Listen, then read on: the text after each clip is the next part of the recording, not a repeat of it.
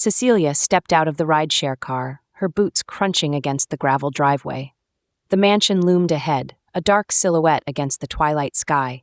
Its jagged peaks and ivy-choked facade painted a picture of elegant decay, as though the house itself were caught between worlds, half rooted in the past, half fading into legend. A faint breeze carried the scent of damp leaves and something faintly metallic, sending a shiver down her spine. If inspiration was what she sought, this place already delivered in spades. She adjusted the strap of her satchel and moved forward, her steps hesitant but curious. The closer she got, the more details emerged. Stained glass windows dulled by age, the slightest flicker of light from inside suggesting life, or maybe ghosts. She smirked to herself. "Haunted mansion," she muttered under her breath. "Very original." Still, her heart beat faster with each step.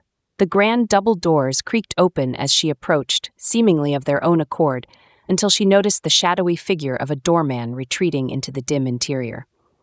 The foyer was cavernous, its ceiling disappearing into darkness. Gilded frames hung along the walls, each housing ghostly photographs of desolate places.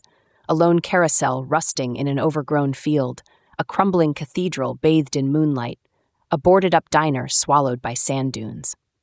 The images felt alive yet lifeless, as if they carried whispers from a forgotten time. Cecilia inhaled sharply, her fingers itching to grab her sketchpad. These photographs weren't just art, they were stories. Stories waiting to be told. She could already envision how their eerie energy could fuel the world building for her next project. Her last game had been a commercial success, but something about it had felt hollow, derivative. She wanted more this time. She wanted to make a game that pulled people into a space they couldn't forget, a place that lingered in their minds like a half-remembered dream. She wandered further into the exhibit, her sneakers soundless on the threadbare carpet. The dim lighting made the shadows stretch long and jagged, pooling in corners that felt deeper than they should. Her gaze drifted to a photograph of what looked like an abandoned train station. The tracks were overgrown with moss, the platform populated only by a single suitcase coated in dust. Beside it, a sign hung crookedly, its lettering faded beyond recognition. She moved closer, drawn by a strange ache in her chest. The image was unsettling, yes, but also beautiful, a reminder of something lost that couldn't quite be named. Creepy, right? A voice from nearby startled her, and she turned sharply, her guard snapping into place. But the man standing a few feet away didn't seem threatening. He had kind eyes, his dark hair falling slightly into his face as he tilted his head, examining the same photograph. Creepy, she agreed, though her tone was more thoughtful than wary. But also haunting, in a good way. He nodded. It's like the place itself is waiting, for someone or something. Her lips quirked upward. Or maybe it's just waiting to be put in a video game. His eyebrows lifted, intrigued, but before he could respond, she shifted her attention back to the photo. The conversation could wait. For now, she was here for the art and the secrets it seemed to hold. Cecilia lingered by a photograph of a crumbling theater, its stage swallowed by shadows and its seats coated in a film of dust. She traced the faint outline of peeling wallpaper with her eyes, captivated by the interplay of light and decay.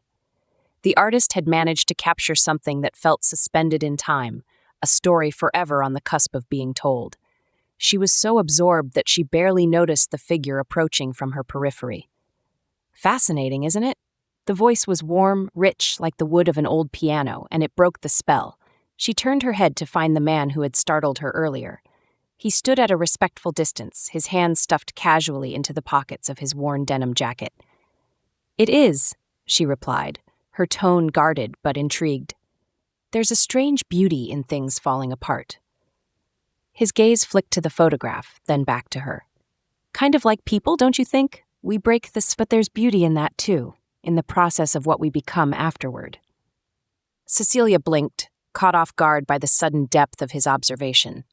Most people she met weren't so quick to dive into existential waters. Maybe, she conceded, crossing her arms. But not everything gets a becoming. Some things just end.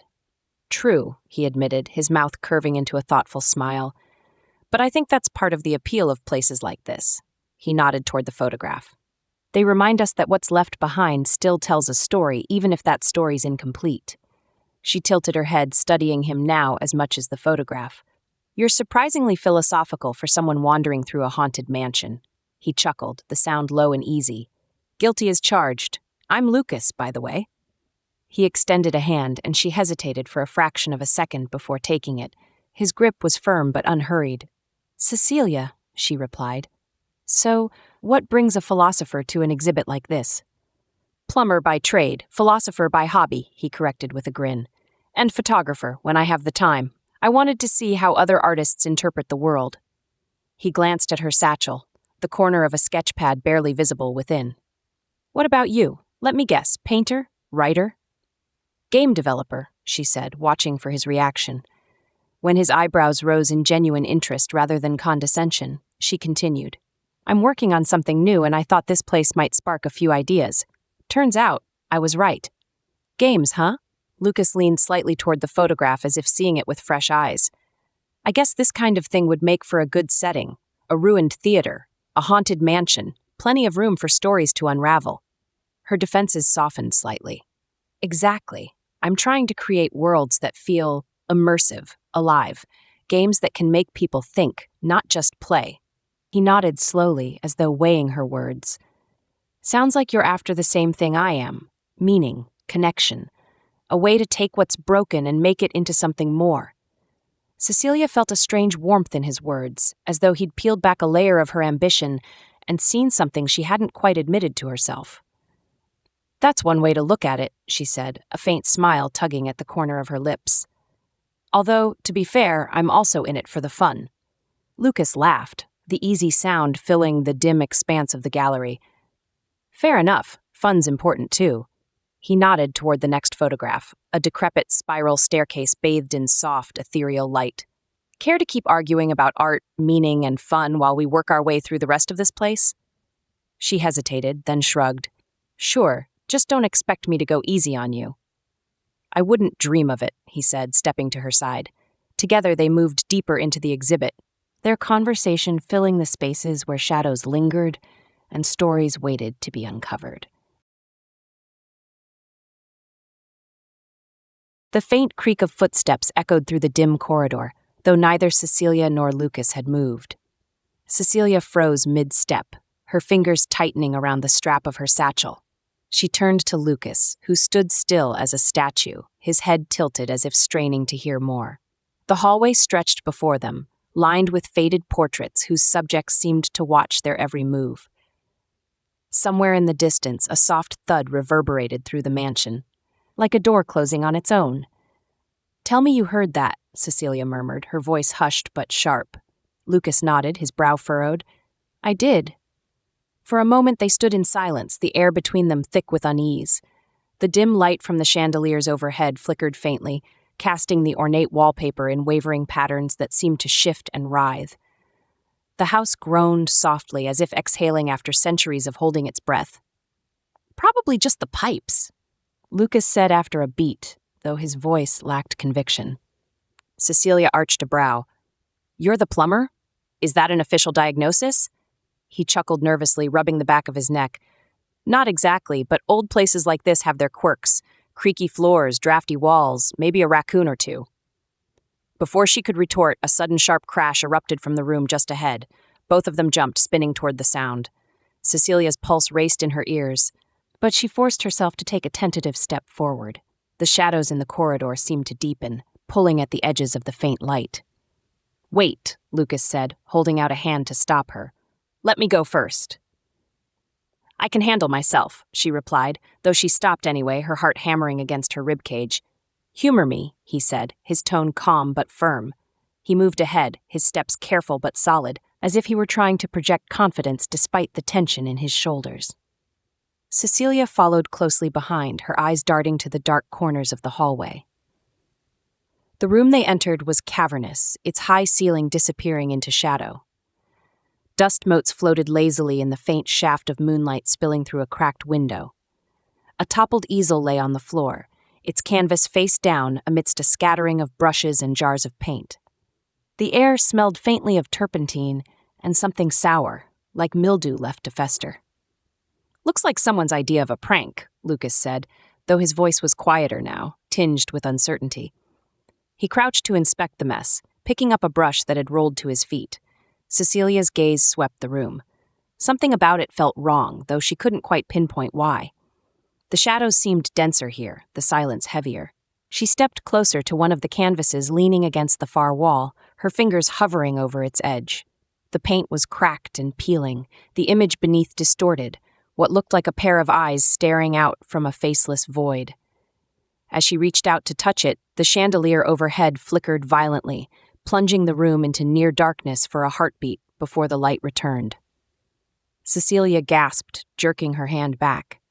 "Okay," she said, her voice unsteady but laced with forced humor. "I'm officially creeped out." Lucas stood, the brush still in his hand. "You and me both." He glanced over his shoulder at the doorway they'd come through, as if to reassure himself it was still there. "This place has a way of getting under your skin." "Yeah," Cecilia agreed quietly, her eyes lingering on the eerie canvas. "Like it's alive or something." Neither of them spoke for a moment, the weight of her words hanging in the thick air. Then, as if on cue, another faint creak echoed from the hallway, the sound impossibly close this time. Lucas set the brush down carefully, his movements deliberate. "Maybe we should head back to the main exhibit," he suggested, his voice calm despite the tension in his jaw. "Good idea," Cecilia replied quickly, already stepping toward the door. For once, she didn't feel the need to argue. They left the room together, their footsteps hurried but quiet. Behind them, the shadows in the room seemed to shift again, pooling around the fallen easel like ink spreading across paper. Neither of them looked back. The distant hum of conversation echoed through the mansion's grand hall, but Cecilia and Lucas had wandered far from the exhibit's more crowded spaces. They found themselves in what seemed to be a study, its heavy wooden doors left ajar. The room was dimly lit, the only illumination coming from a flickering fireplace and the muted glow of a desk lamp. Shelves lined the walls, sagging under the weight of dusty tomes and framed photographs too aged to make out clearly. A faint draft crept in through a cracked window, carrying with it the scent of damp earth and wood. Cecilia ran her fingers along the edge of the oak desk, her gaze falling on a stack of papers scattered haphazardly across its surface. "This place is such a time capsule," she murmured, brushing her thumb over the brittle edge of a document.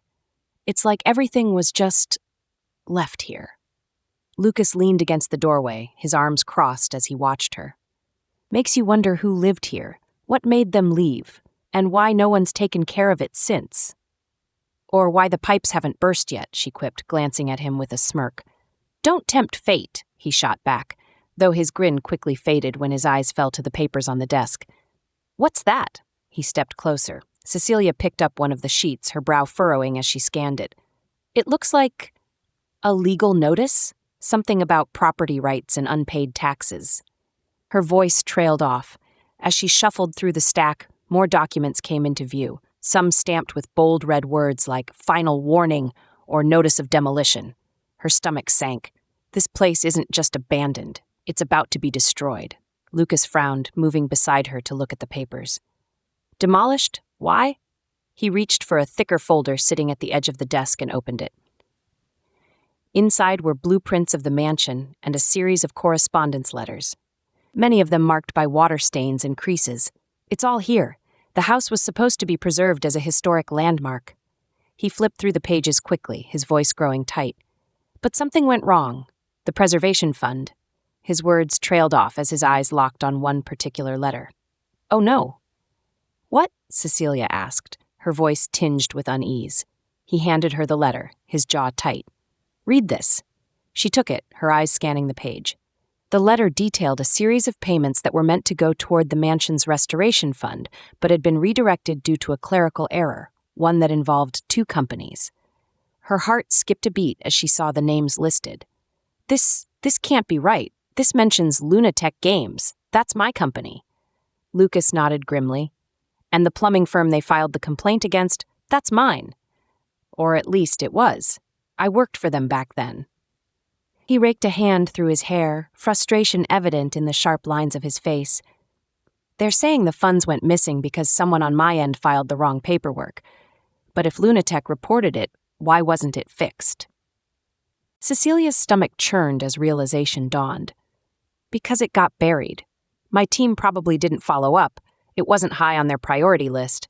And She trailed off, guilt tightening her throat. She hadn't even been aware of this issue, too caught up in her projects to notice or care about something she'd assumed was someone else's problem. So, because of that screw-up, this place never got the funding it needed, Lucas said, his tone low. And now it's too far gone. Demolition's the only option. Cecilia stared at the letter in her hands, the weight of their shared mistake settling over her like a cold wave. I had no idea, she said quietly, more to herself than to Lucas. I didn't even know this place existed until tonight. Neither did I, he admitted. But that doesn't change what happened. This place is falling apart because of us. The words stung, but they were true. Cecilia let out a slow, shaky breath and folded the letter. Maybe there's still time to fix it, she said, though there was a hint of doubt in her voice. If we talk to someone, explain what happened. Lucas shook his head. Legal battles like this don't go away overnight. If the demolition's already scheduled, it's probably too late. The fire crackled softly, filling the silence between them. Cecilia's fingers tightened on the edge of the letter, her mind whirring. She didn't know how yet, but she wasn't ready to let this place, and the chance to right their wrong, slip away. Not yet. Lucas watched her, as if reading the determination in her expression. You're not going to let this go, are you? Not a chance, she said, meeting his gaze. For the first time, she saw a flicker of hope in his eyes, mirroring her own. The study's heavy door creaked as it swung inward, and both Cecilia and Lucas turned sharply at the sound. In the dim glow of the firelight, a figure stepped inside, a woman neither of them had noticed during the exhibit. She was draped in a flowing embroidered shawl that shimmered faintly in the faint light, her gray-streaked hair piled high in an elaborate twist. Her presence was commanding, her dark eyes sharp and assessing as they swept over them. I see you found my sanctuary, she said, her voice smooth but clipped as if every word were weighed before being spoken. Though I doubt you came here for the papers. She gestured toward the scattered documents on the desk, her silver rings catching the firelight. Cecilia straightened, slipping the letter back onto the pile. We didn't mean to intrude. The door was already open. The woman's lips curved into a faint, enigmatic smile. I'm not angry. In fact, I suspect it's fate that brought you here. She stepped further into the room, her heels clicking softly against the wooden floor. My name is Serafina Hawthorne. I'm the owner of this house, or what's left of it. Lucas exchanged a wary glance with Cecilia, then cleared his throat. We were just looking around. We didn't realize this place was about to be demolished until we saw the papers. Ah, yes. A tragedy, isn't it? Serafina's gaze moved toward the fireplace, where the flames danced in eerie patterns.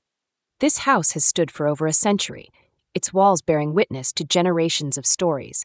Now, it's to be reduced to rubble because of a clerical error and a lack of care. Cecilia's stomach turned at the words. We're sorry, she said quietly. We didn't know. We didn't mean. Spare me your apologies, Serafina interrupted, holding up a hand. What matters now is what you intend to do about it. Lucas frowned. What do you mean? The demolition's already set. There's no time to stop it. Serafina fixed him with a piercing look. No time? There's always time, Mr. Rivera. But saving this house will require something far more precious than time. It will require dedication, sacrifice. Her gaze shifted to Cecilia, and perhaps a little creativity. Cecilia raised an eyebrow. I'm not sure what you're getting at. Serafina stepped closer, folding her hands in front of her. The city has offered me one last chance to halt the demolition. If I can prove that the mansion will be restored to its former glory and serve a purpose in the community, they'll reconsider. But I can't do it alone. Lucas crossed his arms. That's a noble goal, but what does it have to do with us? A wry smile tugged at Serafina's lips. Everything. You two are already connected to this house. Through your mistake, yes, but also through your talents. A game developer with the vision to create immersive worlds. A photographer with the eye to see beauty in the forgotten. Together, you could breathe life back into this place. But there's one condition. Cecilia narrowed her eyes. What kind of condition? Serafina's smile widened. A marriage. Both Cecilia and Lucas blinked, their reactions almost comically synchronized. Excuse me, Cecilia said, her voice rising slightly. You heard me, Serafina said calmly. For the city to approve the restoration, they need assurance that this project won't fall apart due to a lack of commitment. A marriage, symbolic, at least, between two people dedicated to preserving the mansion would demonstrate unity and resolve. It would show that this house is more than just a project. It's a passion. Lucas stared at her, his mouth slightly open. You can't be serious. Oh, I'm quite serious, Serafina replied. And before you protest further, consider this. It's a marriage of convenience, nothing more. You wouldn't even have to live together, though I imagine you'll be spending plenty of time here regardless. Her gaze swept over them, landing squarely on Cecilia. You said you weren't ready to let this go. Prove it. Cecilia looked at Lucas, her mind racing. This is insane. Agreed, Lucas said, though the hesitation in his voice betrayed his doubt. Serafina tilted her head. Insane? Perhaps.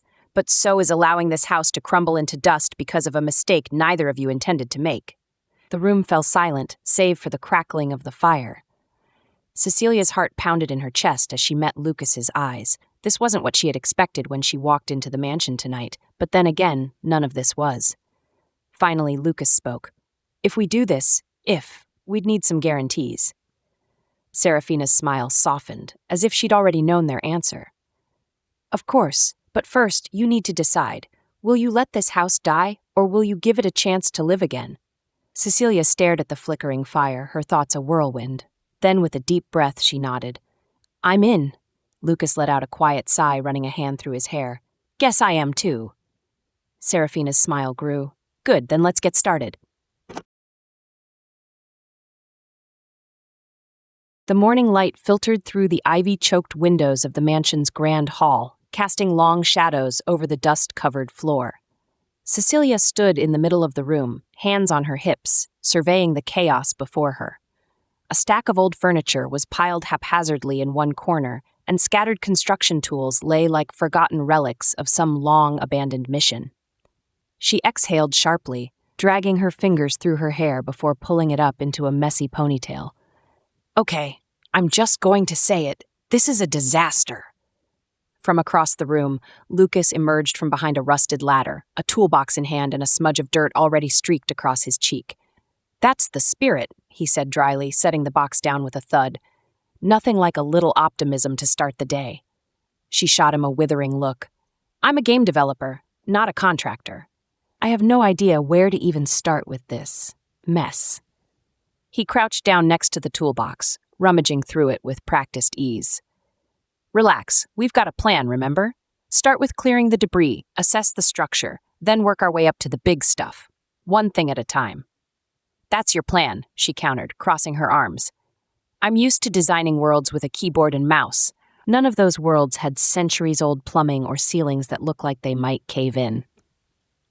Lucas stood and gave her a crooked grin, brushing his hands off on his jeans. Good thing you've got me, then. Plumbing, structural issues, anything water-related. I've got it covered. You just worry about making sure this place doesn't lose its haunted charm or whatever you're going for. She raised an eyebrow. Haunted charm, sure.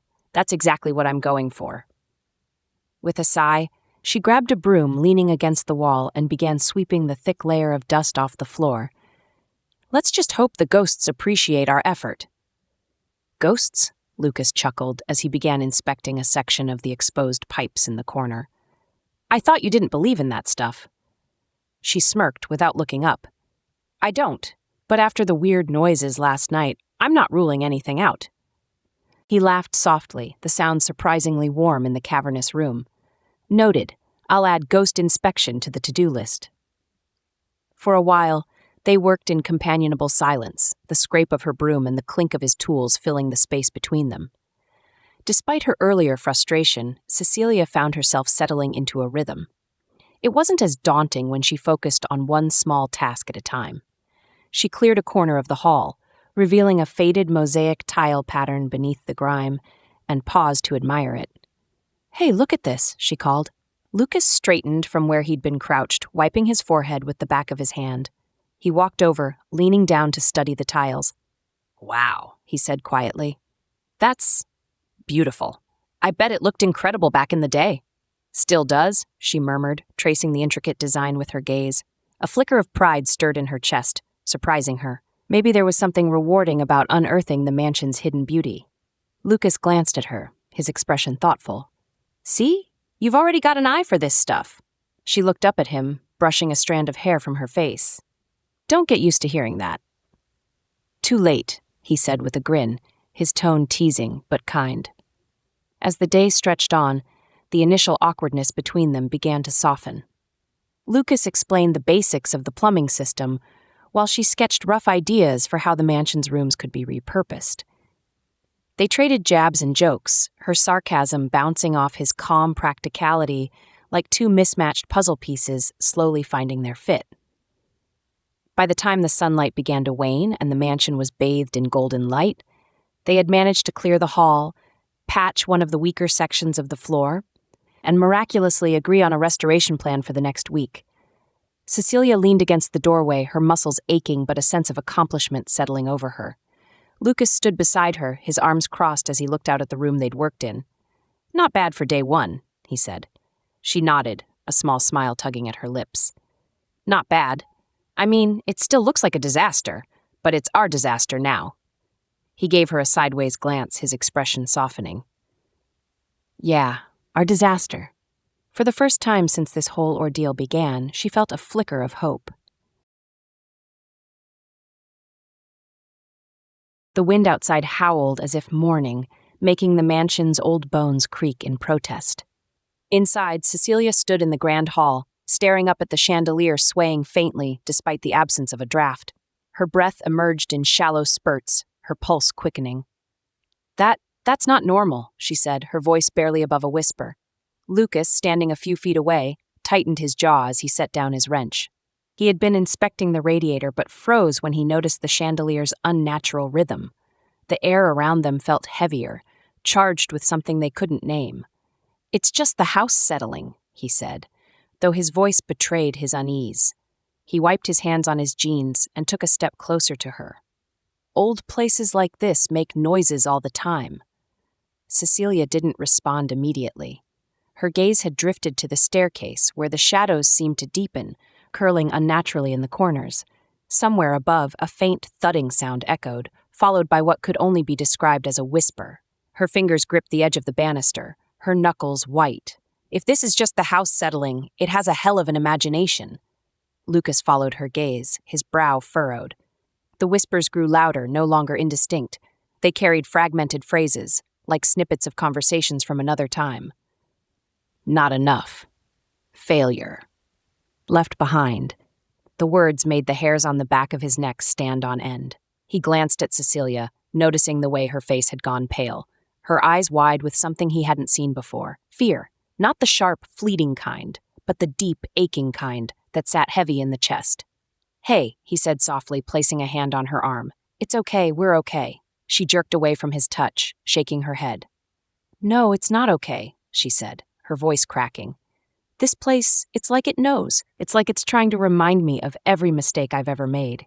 Lucas blinked, caught off guard by the sharpness in her voice. What are you talking about? She took a step back, crossing her arms tightly over her chest as if shielding herself from unseen eyes. You don't get it, she muttered, her gaze fixed on the swirling shadows at the staircase's base. This whole thing, this mess, it's my fault. I was so caught up in my work, in proving I could make a name for myself, that I didn't care about the rest of it. I didn't notice the mistakes, the people I let down, and now look where it's gotten us. Look where it's gotten me. Lucas took a deep breath, his own chest tightening. He wanted to tell her she was wrong, that this wasn't her fault, but the words wouldn't come, because the truth was, he wasn't any better. You think I don't feel the same? He said quietly. I signed off on things without a second glance. I didn't think twice about what my choices might ruin.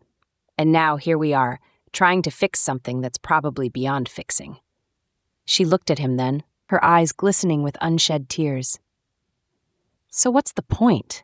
Why are we even trying? This place, it's not just haunted by ghosts. It's haunted by us. The whispers surged, louder now, filling the room like a chorus of disapproval. The chandelier above them groaned, its rusted chain straining. Lucas instinctively grabbed Cecilia's arm and pulled her back just as a small piece of plaster fell from the ceiling. The crash echoed through the hall, silencing the whispers for a moment. They stood there, hearts pounding, staring at the shattered plaster on the floor. The silence felt heavier than the noise had. Lucas finally spoke, his voice low but resolute. "We're trying because we have to. Because if we just give up, then the mistakes win. And I don't know about you, but I can't live with that." Cecilia turned to him, searching his face. "What if we fail?" "Then we fail," he said simply. "But at least we tried." The chandelier stilled above them, and the shadows seemed to retreat, as if the mansion itself had paused to consider his words. Cecilia swallowed hard, her breathing slowing. Then she nodded, just a small, hesitant movement, but enough for both of them to feel the shift. "Okay," she said softly. "We keep trying." For a moment they stood in the quiet, side by side, as the mansion watched them. The attic smelled of mildew and old paper, the air thick with dust that caught in the beam of Lucas's flashlight. Cecilia trailed behind him, her arms crossed tightly over her chest as she squinted into the gloom. The wooden floor creaked beneath their steps, the sound swallowed by the weight of the silence surrounding them. Boxes and trunks were stacked haphazardly under the low, slanted ceiling, their contents spilling out like the forgotten remnants of someone else's life. "This place is a hoarder's dream," Cecilia muttered, nudging an overturned box with her foot. Yellowing sheets of music fluttered out onto the floor, the ink faded but still legible. Lucas crouched, picking up one of the sheets. His eyes scanned the delicate handwritten notes, his brow furrowing. "Looks like compositions," he said, his voice soft. "Whoever lived here must have been a musician." Cecilia knelt beside him, brushing her fingers lightly against the edge of the paper. Or maybe they just wanted to be one. Not everyone gets a chance to do what they dream of. The words slipped out before she could stop them, and she immediately regretted the tinge of bitterness in her tone. Lucas glanced at her, his expression unreadable in the dim light. "What about you?" he asked after a moment. "You're living your dream, aren't you? You've got a career doing what you love." She hesitated, her gaze dropping to the paper in his hands. "Sure," she said finally. "I mean, I've made it, right? People know my name, my work, but—" She trailed off, pressing her lips together. The stillness of the attic seemed to prod her to continue. "Sometimes I wonder if it's worth it. The hours, the pressure, the way it consumes everything else, you start to lose pieces of yourself to it. Pieces you didn't even realize you were giving up." Lucas watched her closely, his flashlight resting on his knee. "I get that," he said quietly. "When I was younger, I thought I was going to do something big. Change the world somehow." He let out a dry laugh. "Then life happened, and I ended up fixing pipes instead. It's not glamorous, but it's steady, and I guess I learned to be okay with that." Cecilia tilted her head, studying him. "But do you ever wish you'd done something different?" she asked. "That you'd taken a bigger leap?" He leaned back against an old trunk, his eyes thoughtful. "Sometimes," he admitted. "But I think what I've realized is that meaning isn't something you find in one big moment. It's in the little things. Like making someone's day better because their sink isn't leaking anymore. Or," he hesitated, the weight of his words hanging between them. "Or finding a connection you didn't expect in a place you never thought you'd be." Her breath caught at the subtle shift in his tone, but before she could respond, Lucas held up the flashlight, illuminating a large, ornate chest tucked beneath a cobwebbed shelf. "Look at this," he said, his voice laced with curiosity. They approached together, the air seeming to grow heavier as they neared. Lucas brushed off the thick layer of dust on the lid, revealing intricate carvings of ivy and roses entwined around a family crest. The latch groaned as he opened it, the hinges stiff and reluctant. Inside was a collection of items, a bundle of letters tied with a faded ribbon, a tarnished locket, and a leather-bound journal. Cecilia's hand hovered over the journal before she picked it up, the leather cool and cracked beneath her fingers. She opened it carefully, the pages thin and brittle. The handwriting was elegant, the ink smudged in places, but the words were clear. "It's a diary," she murmured. "They wrote about the house, about—" She paused, her eyes scanning the page. About being trapped, about wanting to leave but not being able to. Lucas leaned over her shoulder, reading along. Sounds like they felt the weight of this place, too. His voice was low, reverent, like it was both their sanctuary and their prison. Cecilia looked up at him, her throat tight. Maybe that's why it feels this way, she said softly, like it's holding on to everything they couldn't let go of. Their gazes locked, the unspoken weight of her words hanging between them. For a moment, the attic seemed to fall silent, the house itself listening. Lucas's hand settled lightly on the edge of the chest, his fingers brushing close to hers.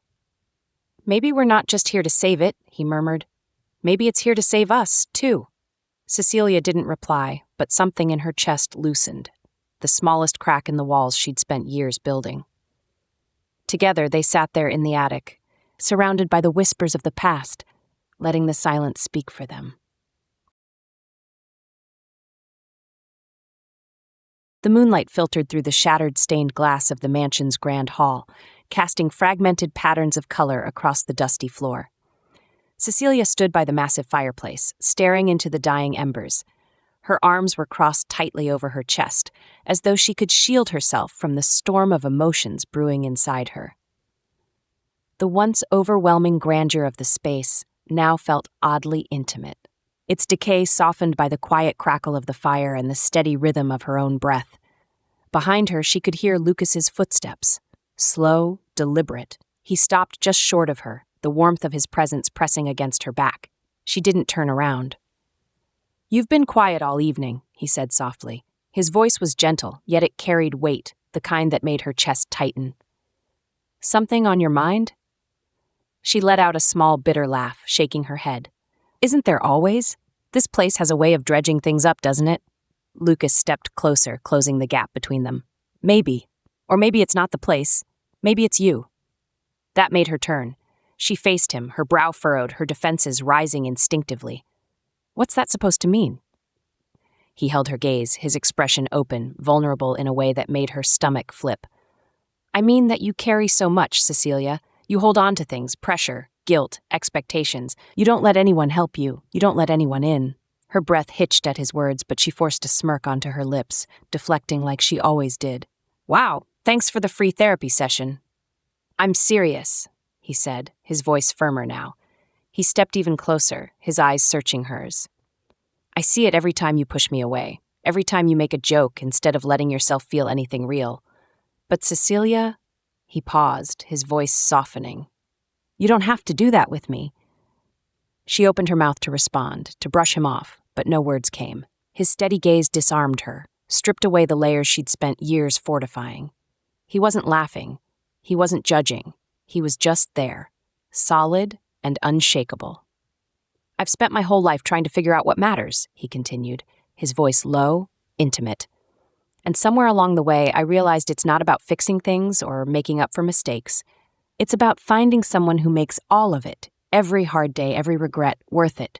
You do that for me, Cecilia." Her heart thudded painfully in her chest as he reached for her hand. She didn't pull away this time. His fingers were calloused but warm, steady as they folded around hers. "I love you," he said simply, like it was the most natural thing in the world. "Not because you're perfect, or because you've got everything figured out. I love you because you're you, flaws, fire, and all." His words hit her like a tidal wave, threatening to sweep her under. For so long, she'd believed love was just another vulnerability, a crack in her armor she couldn't afford. But now, standing here with Lucas, she realized it wasn't a crack. It was a door. "I don't," she started, her voice trembling. "I don't know if I can—" "You can," he said, his hand tightening around hers. "You don't have to have all the answers, Cecilia. Just let me in. That's all I'm asking." She swallowed hard, her throat tight. Her instincts screamed at her to run, to protect herself from the terrifying depth of what he was offering. But as she looked into his eyes, full of unwavering honesty and hope, something in her shifted. The fear didn't vanish, but it softened, no longer sharp-edged. "I'm scared," she admitted, her voice barely above a whisper. "I know," he said, his thumb brushing lightly over her knuckles. "So am I. But we don't have to figure it all out tonight. We just have to start." A tear slipped down her cheek, and she let out a shaky laugh. You make it sound so easy." "It's not," he said with a small smile, "but it's worth it." She nodded, her lips curving into the faintest of smiles. Then, taking a shaky breath, she stepped closer, closing the remaining space between them. Her free hand came up to rest against his chest, feeling the steady beat of his heart beneath her palm. "Okay," she said softly, the word a fragile thread of hope. "Let's start." Lucas's smile widened, and for the first time in what felt like forever, Cecilia felt safe. Not because the mansion's shadows had vanished or the ghosts had been laid to rest, but because she wasn't facing them alone.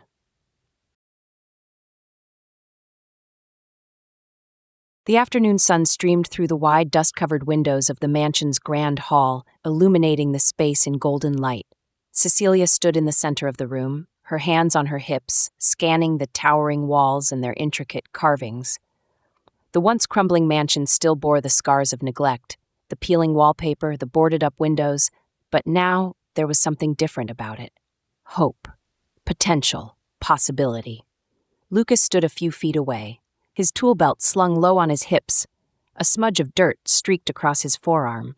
He held a notebook in one hand and a pencil in the other, scribbling down ideas with an energy she hadn't seen in him before.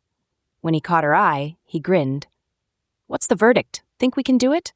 Cecilia smiled faintly, her gaze trailing up to the second-floor balcony where sunlight danced against the dusty railing. Her mind was already spinning with ideas. "Yeah," she said, "I think we can, but it's not going to be easy." "Nothing worth doing ever is," Lucas replied, his voice steady, full of quiet confidence. He stepped closer, flipping the notebook shut and tucking the pencil behind his ear. "So what do you see?" She turned to him, her arms crossing as she tilted her head thoughtfully. "I see a space where people can create, where they can dream, whether it's with a camera, a paintbrush, a game engine, or even just their imagination." She gestured to the far side of the room, where a row of crumbling bookshelves stood. "That could be a library, not just for books, but for resources, art supplies, design software, tutorials, a place where people can learn." Lucas followed her gaze, nodding slowly. "And over there," he said, pointing to the raised platform that had once been a stage. "That's where we could hold events, open mic nights, art showcases, workshops, a space for people to share what they've made." Cecilia's eyes lit up, and for the first time in weeks, the weight she'd been carrying seemed to lift. She moved across the room, her boots kicking up small clouds of dust as she gestured toward the grand staircase. The upstairs rooms could be studios, a dark room for photographers, a recording setup for podcasters or musicians, maybe even a small gallery. Lucas chuckled, shaking his head. "You're ambitious. I like it." "I have to be," she shot back, a playful edge to her voice. "I'm not going to settle for anything less than amazing. This place deserves that. The people who walk through those doors deserve that." He leaned against one of the columns, watching her as she paced. "So what are we calling it? Every great space needs a name." Cecilia paused mid-step, turning toward him. She looked around the room at the light filtering through the windows, illuminating every crack and imperfection in the mansion's battered frame.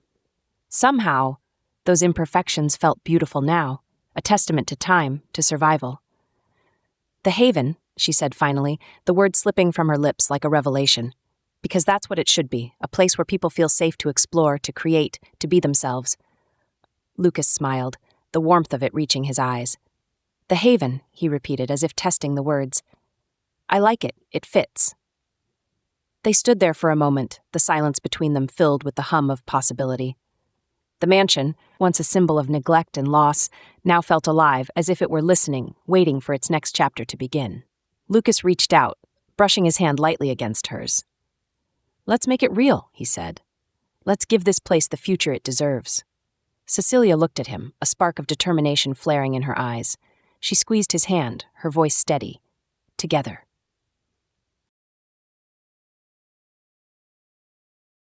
The grand hall of the mansion was unrecognizable. The peeling wallpaper had been replaced with a deep, rich blue, offset by the gleaming white of newly restored crown molding.